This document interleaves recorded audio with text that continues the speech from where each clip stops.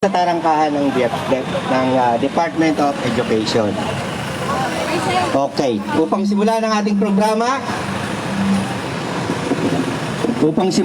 programa, tinatawagin natin ang Secretary General ng Alliance of Concerned Teachers Philippines, Sir Raymond Basilio.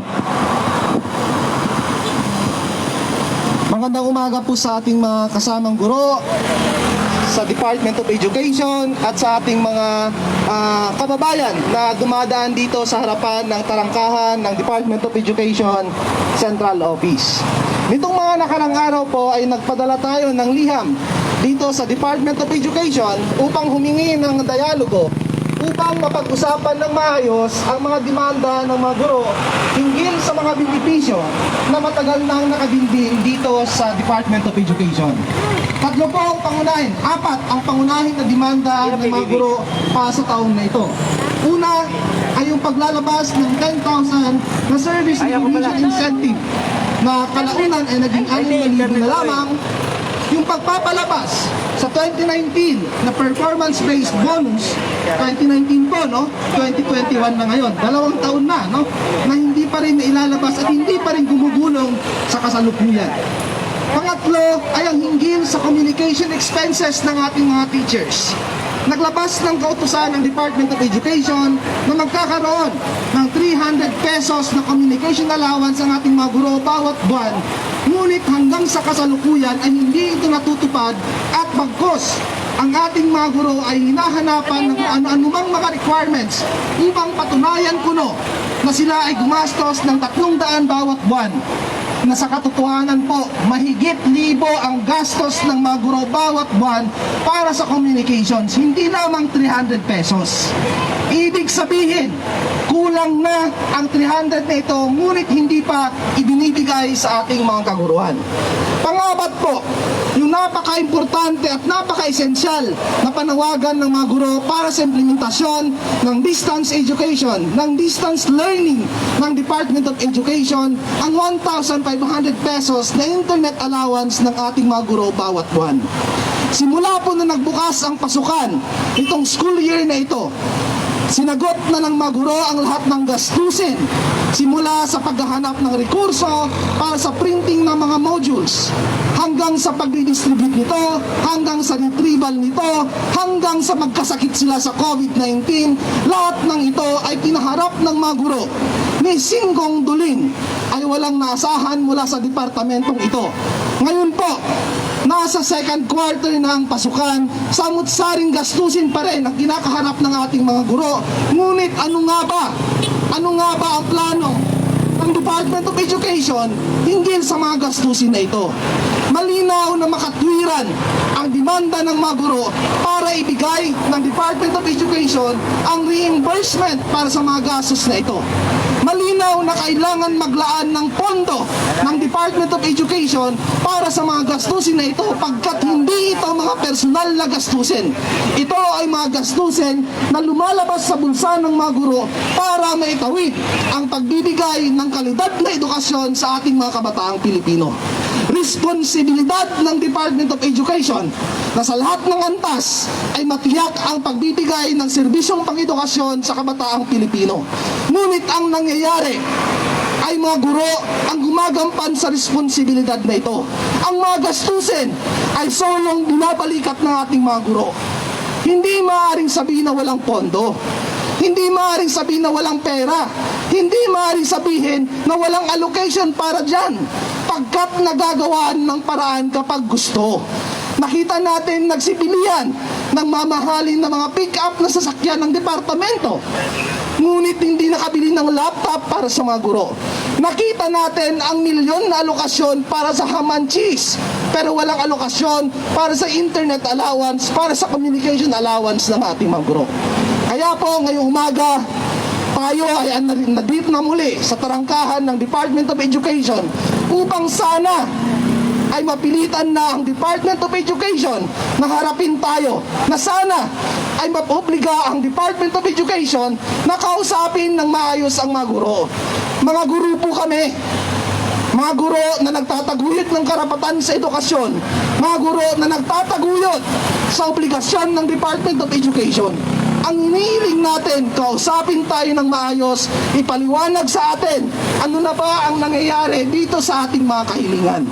Ngayon po, tayo ay nagpoprotesta hanggang hindi tayo hinaharap ng Department of Education.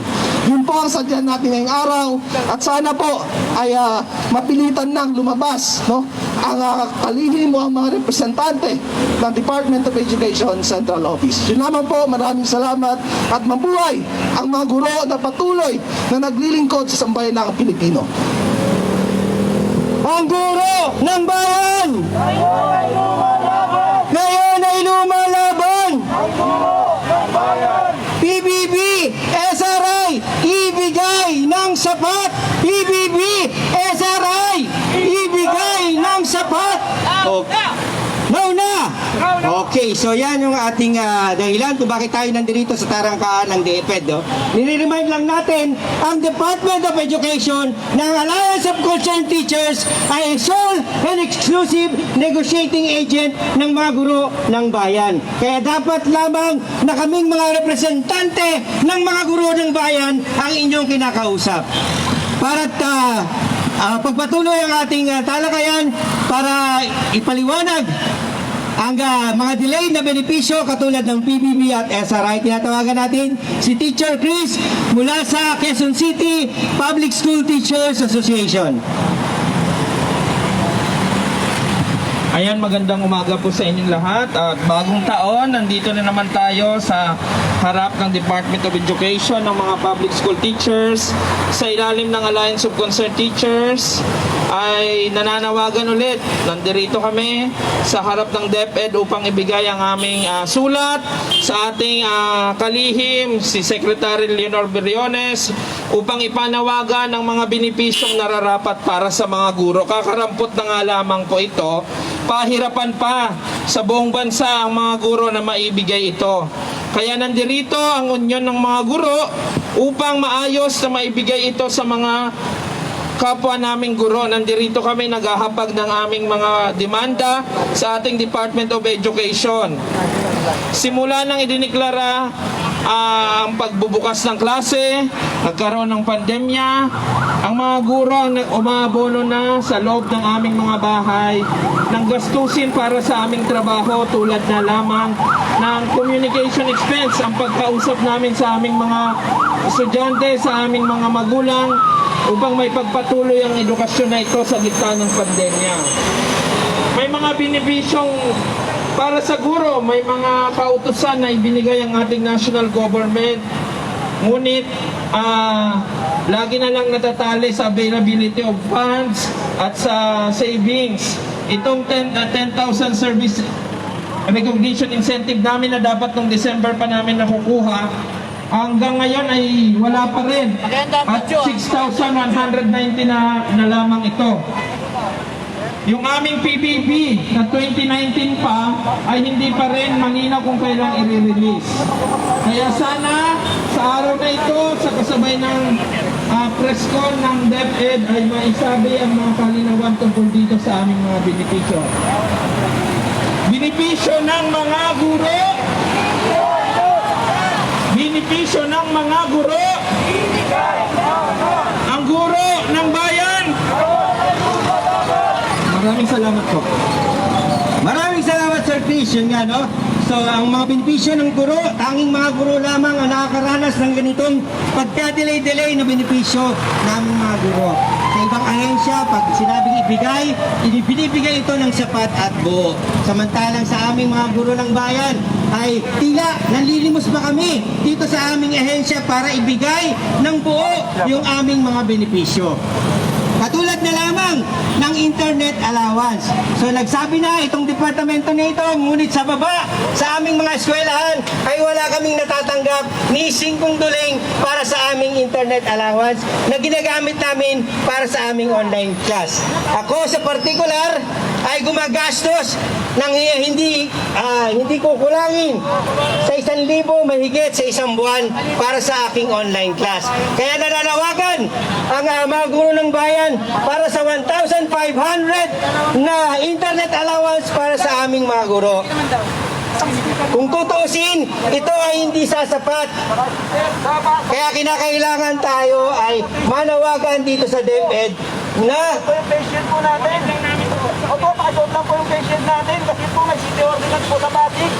mag-face shield daw tayo mga kasama. Kuhanin natin yung face shield natin. Saglit. Saglit lang po ha. Kuhanin. Okay na natin, hindi na kasaksak. Okay, diretso na, diretso. Yes, sunod na. Pangwala.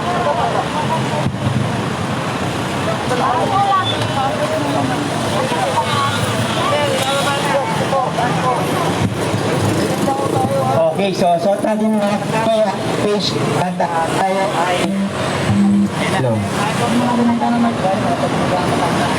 Okay, so Kaya hinaan. Kaya under rin naka-face niya. okay, so mag-observe tayo ng minimum protocols, yung ating physical distancing, i-maintain natin kasama para sumunod tayo sa guidelines, no? Okay, so para sa pagtatapos ng ating programa, tinatawagan natin ang tagapangulo ng Alliance of Concerned Teachers National Capital Region Union, Sir Vladimir. Ito wala nang mic. Maraming salamat. Kasama ang Nestor. Sige po. Ako na lang yung huling magsasalita. Isang mainit.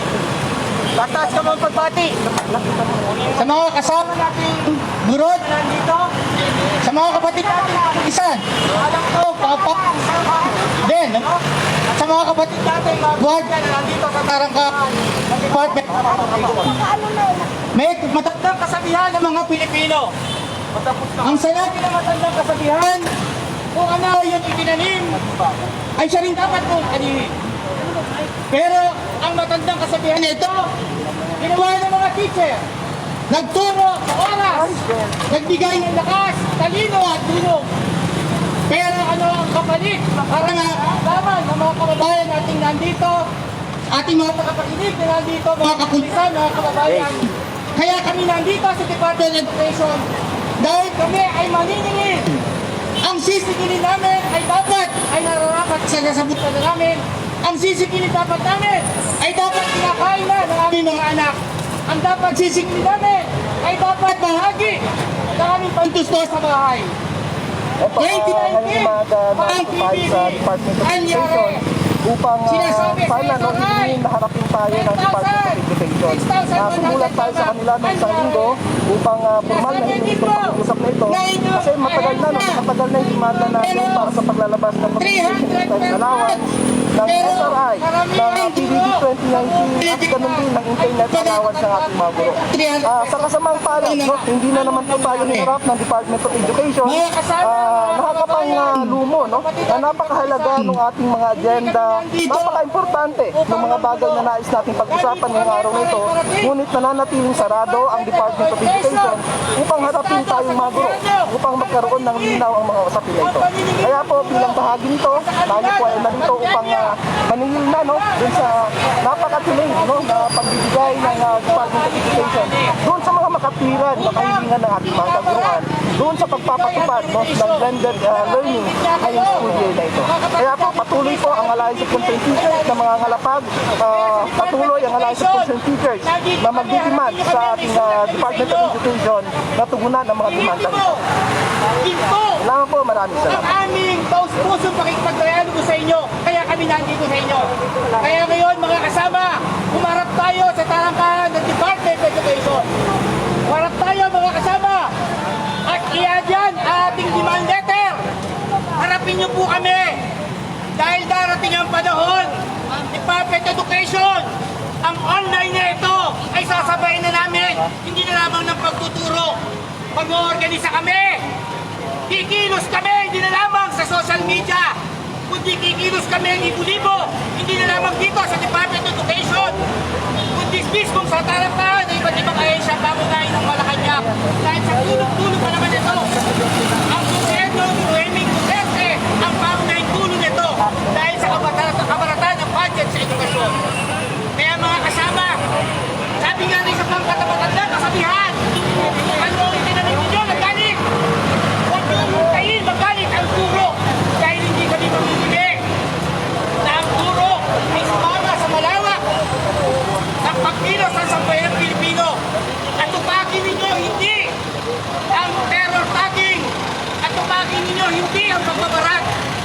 magpapaliwala sa aming mga benepisyo dahil hindi kami makikinig. Aanin pa ang damo kung patay na ang kabayo. Kabayo kami malalakas dahil kabayo rin kami magkikilos. Bilang sambayanang Pilipino, buong maraming mga benepisyo. Hanggang sa muli mga kasama, iharap natin ang ating panawagan. Kasama ang demand letter. Nakikinig naman ang Department of Education. Inahabol namin kayo na andito ang mga leader ng pambansang opisina ng National Capital Region, mga leader ng Alliance of Concerned Teachers. Open din kami makapagkayaan sa inyo kung hindi kayo pwede sa face-to-face. Open kami sa online.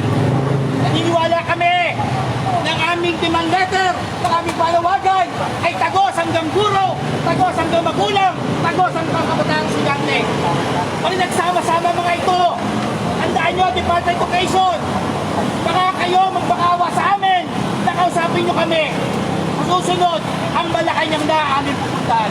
Muli, maraming salamat. Mabuhay ang gurong lumalaban. Ang guro ng bayan! Kayo ay lumalaban! Benepisyo na